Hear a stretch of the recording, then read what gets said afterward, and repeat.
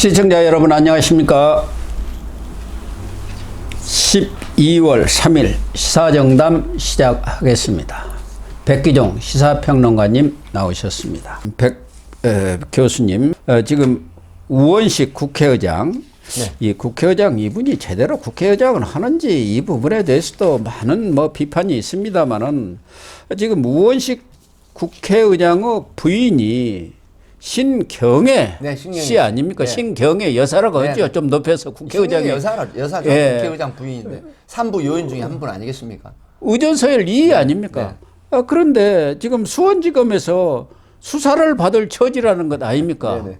어떤 내용입니까? 네, 2021년 7월 달에 서울 종로구에 있는 일식집에서 김혜경 아니, 중식당이죠, 중식당. 예, 그 일부 언론은 또 일식당으로 나오고 이런데 어쨌든 식당에서 이 배소연 씨를 통해서 10만 4천 원의 결제를 카드를 했는데 이때 참여한 분이 바로 우원식 그 당시 국회의원의 부인 신 여사입니다. 그러니까 김혜경 여사가 그 경선 기간중 아니겠습니까? 중진 의원들 부인들을 네. 지금 식사를 대접하면서 그렇죠. 좀 우리 남편 세력으로 도와달라. 끌어들이겠다는 일환이었죠. 거기에 이제 정성호 의원 네. 부인도 있었다는 거 아닙니까? 그렇습니다. 근데 이 당시에 지금 김혜경 씨가 150만 원의 이제 선고를 1심에서 받았지 않습니까? 재판 진행 중에 이 우원식 국회의장 부인인 그 신 여사가 사실은 그 증언을 했습니다. 근데 이때 뭐라고 증언을 했냐면 내가 먹은 것은 내가 현금으로 계산을 했다. 이렇게 증언을 했어요. 맞아요. 근데 수사라는 게 그렇게 간단한 사항이 아니거든요. 사실은 검찰에서 이 포스기라는 게 있습니다. 결제 단말기.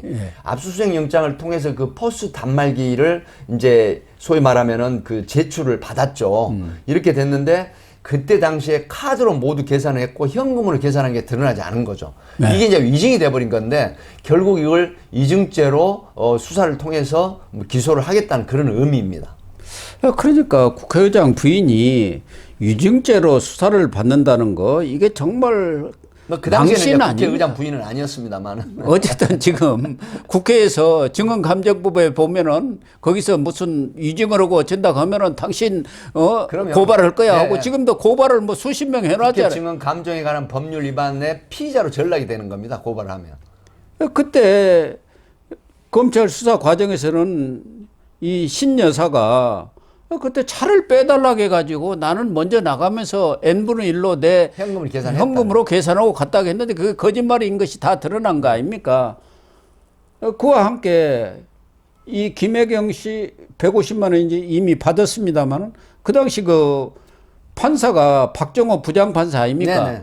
선고를 연기하면서까지 이거 위증한 것 같다고 해가지고 금융계좌 다 제출해라.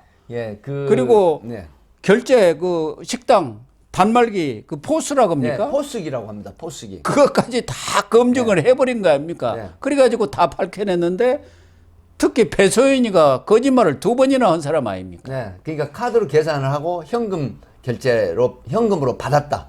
그러니까 배소연이가 증언을 한 것은 그때 n분의 1로 다 현금으로 결제하고 갔고 나머지 그 2인분 이것은 집에 싸가지고 갔다는 거 아닙니까? 포장을 해갖고. 그런데 그런 걸 단말기 갖다 보니까 포장. 안 되죠. 이게 없었다는 거 아닙니까? 그러니까 이제 포스기라는 결제 단말기를 보면 현금으로 계산해도 현금 계산한 게 명세가 다 나오고 그다음에 카드로 계산하면 카드 처리된 게 다 나오거든요. 근데 이게 지금 그게 나타나지 않은 거죠. 그래서 이게 이제 그 법정에서 증언을 허위로 했다라는 게 밝혀져서 결국 이 부분을 검찰에서 수사를 하겠다 이런 내용입니다. 그러니까 우원식 의장 부인뿐만 아니라 이 배소연부터 지금 수사를 하고 그렇습니다. 있는 거 아닙니까? 네. 위증죄로. 네, 위증죄로. 처음에는 배소연이가 이 법인카드를 자기가 이렇게 결제를 하면은 그걸 갖다 주면은 김혜경 씨가 현금으로 자기한테 줬다. 네, 그렇게 이렇게 갖고 증언을 독박을 자기가 쓰겠다고 증언을 했다가 나중에는 이제 이 10만 4천 원에 대해서는 거기 참여했던 부인들은 다 각자 계산하고 갔고 나머지는 자기가 포장해 갖고 집에 갖고 와서 먹으려고 했는데 그것도 거짓말로 드러난 거예요. 그러니까 이 패소에는 지금 꼼짝없이 걸리게 된 거 아닙니까? 이미 선거법 거기서도 유증을 해갖고 집행유예 받았죠.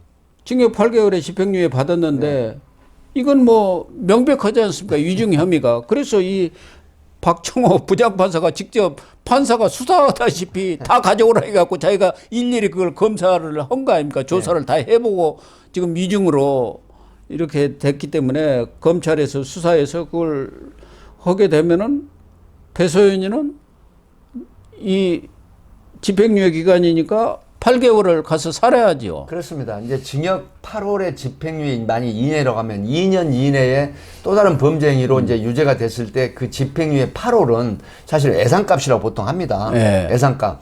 그 예상값 8개월 하고 그다음에 또 이중죄에 대한 처벌을 합쳐서 그래서 징역형을 살기 때문에 그 8개월 플러스 알파 징역형이 실형이 선고될 가능성이 높다. 이렇게 봅니다. 이 위증죄 관련해서는 수원지검 공공수사부 하용만 검사가 수사를 하는데요. 그렇게 되면은 지금 이 위증을 입을 맞춰서 했으리라고 보는 것 아니겠습니까? 네, 그렇죠. 그러면 김혜경이는 공범이 아니겠느냐? 김혜경이는 전혀 모르는 상태에서 우원식 의장의 부인이라든가 배소연이가 그렇게 위증을 했을 리는 없다고 보는 것이 합리적 판단 아니겠습니까? 물론 이제 그 다툼이 있겠습니다. 김혜경 씨하고 이 우원식 그 의장 부인인 신여사, 그 다음에 배소연 또 여러 다른 또 뭐 정성훈 의원 부인도 있었지 않습니까? 이제 이런 부분들이 결국은 공동 정범의 소지가 있긴 있습니다. 하지만 이 수사나 재판을 통해서 김혜경 씨하고 공모를 했다는 부분이 사실은 드러나기가 쉽진 않거든요. 입증하기가 쉽지는 않겠죠. 그렇기 때문에 이 부분은 기소돼서 유죄받기가 어려운 상황이라고 판단이 되고요. 어쨌든 간에 이 우원식 의장 부인이 이증한 부분은 명백하다라고 하기 때문에 아마 기소될 가능성이 있고 따라서 배소연 씨도 추가적인 그 기소가 돼서 유죄를 받게 되는 그런 형태로 이렇게 판단이 됩니다. 특히 배소연이는 이 10만 4천원 경기도 법카 말고 진짜 법카 있지 않습니까? 네. 이재명 대표까지도 불구속 기소된 네. 이 법카. 뭐 1억 요원 그 거기서도 이재명은 1억 300만 원으로 지금 기소가 됐습니다만은 배소연은 1억 4천만 원이요. 4천여만 원. 이것도 배임이란 말이에요. 이거 엄청나게 큰 거.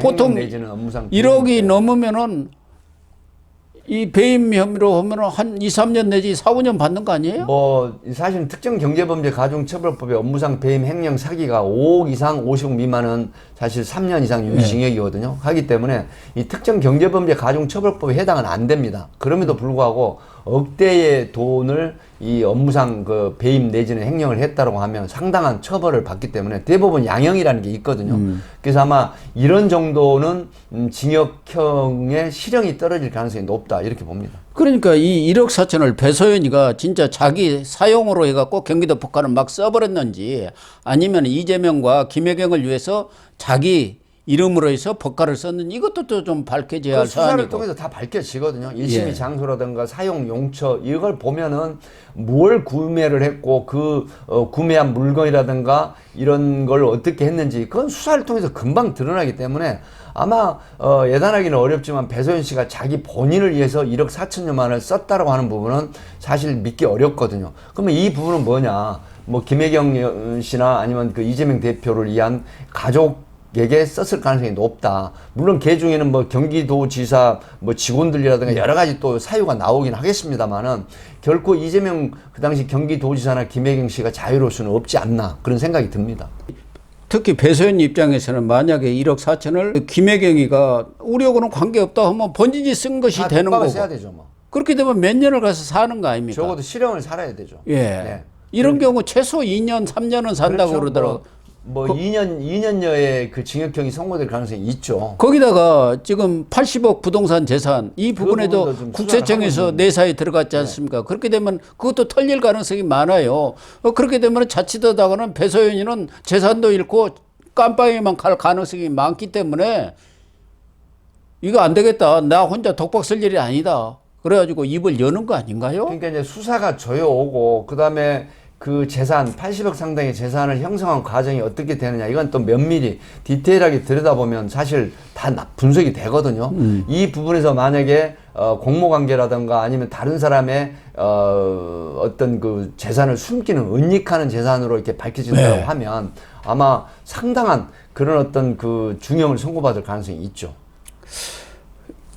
그렇게 되면은 배세현으로서도 입을 열어야 자기도 사는 거 사실은 아닙니까? 본인이 이제 그런 부분에 큰 부담을 느끼고 중한형을 선고받았을 때 결코 그 입을 다물지는 못하는 상황이 옵니다. 사람이 구속이 돼가지고 구금이 된다고 하면 심경의 변화가 사실 굉장히 빠르게 오고 또 특히 여성인 경우 같은 경우에는 더욱 빨리 심경의 변화가 오거든요. 예. 그렇기 때문에 이런 부분도 아마 역시 간과할 수는 없다. 그런 사유로 봅니다.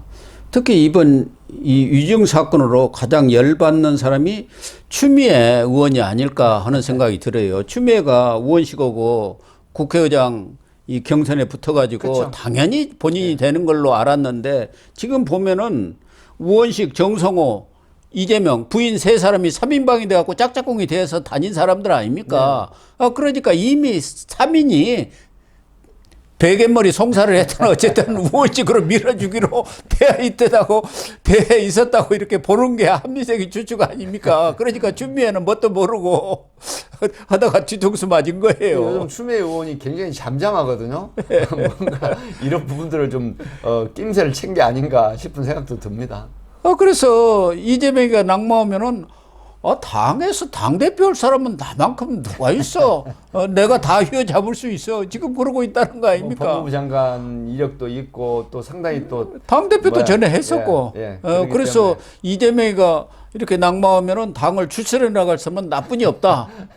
그래야 집권을 할 거 아니냐. 새로운 대권 주자를 세워가지고 그러고 꿈을 꾸고 있다는 말도 흘러나오고 있어요. 그런데 얼마나 약오르겠습니까? 자기는 그것도 모르고 다 된 줄 알았더니 이미 이 여자 3인방들이 베갯머리 송사로 다 끝난 거 아닙니까? 그래서 오원식 그 의원이 이제 국회의장이 된 거죠.